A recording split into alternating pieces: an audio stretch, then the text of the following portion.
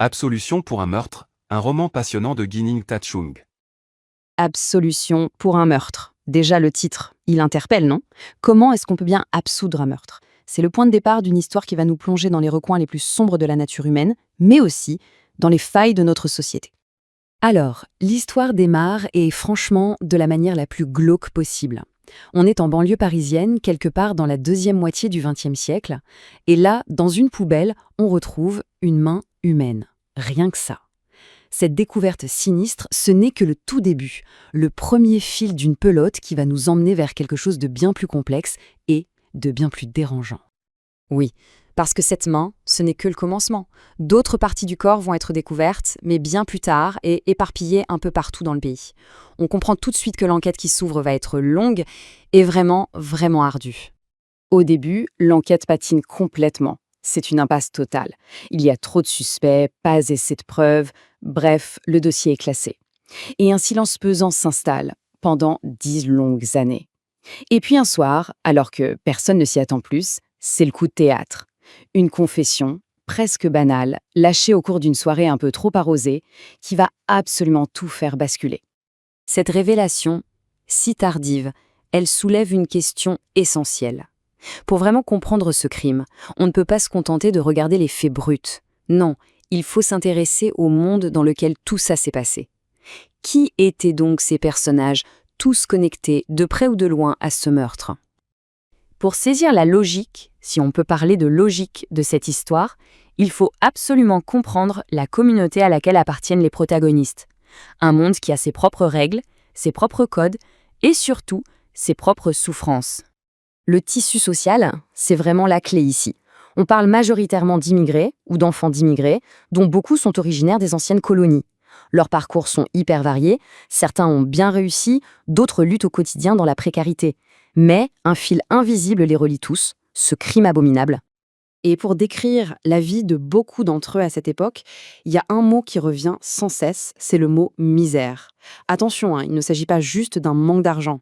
Ce terme, il englobe une réalité bien plus large.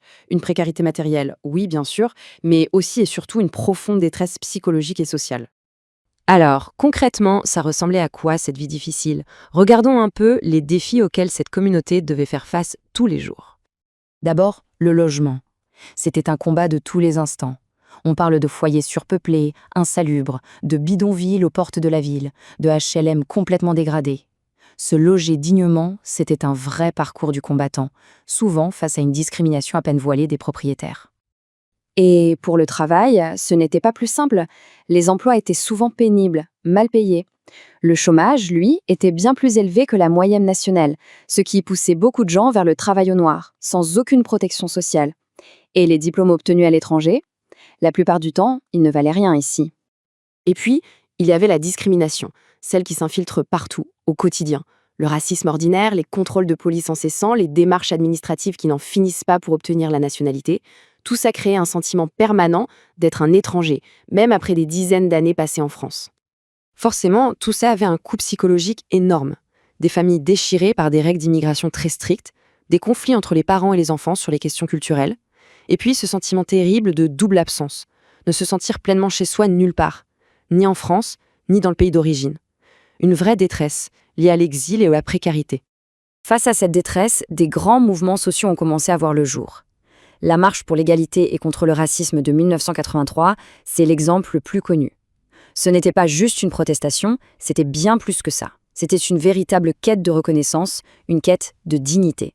Et c'est dans ce contexte très précis, ce terreau de difficultés, de lutte, qu'il faut maintenant revenir à notre crime. Parce que c'est exactement là que se cache le paradoxe le plus troublant de toute cette affaire. Et voilà, la contradiction, elle est là, en plein cœur du récit. D'un côté, on a un acte d'une brutalité inouïe, un meurtre, un corps démembré. De l'autre côté, on a le coupable. Et cette personne, issue de ce monde qu'on vient de décrire, n'est pas du tout présentée comme un monstre. Elle est décrite, et je cite, comme étant bien au contraire. Cette contradiction, elle nous force à nous interroger. Elle nous pousse au-delà d'un jugement simple et rapide pour aller explorer la question bien plus complexe de la culpabilité. Le point crucial, c'est donc celui-là. Le récit nous suggère qu'on ne peut pas séparer l'acte de son contexte. Le coupable est dépeint comme un produit de son environnement, de cette misère sociale et psychologique dont on a parlé. Et tout ça nous laisse avec une question finale, vertigineuse, et qui n'a pas de réponse simple. Comment une personne qui n'est pas décrite comme un monstre peut-elle commettre un acte monstrueux? Comment est-ce que c'est possible? C'est sur cette interrogation que se termine notre analyse.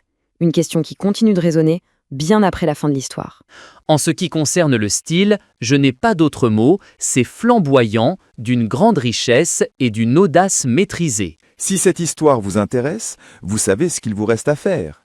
Allez sur le site amazon.fr, cherchez Absolution pour un meurtre et commandez votre exemplaire. Merci de votre soutien.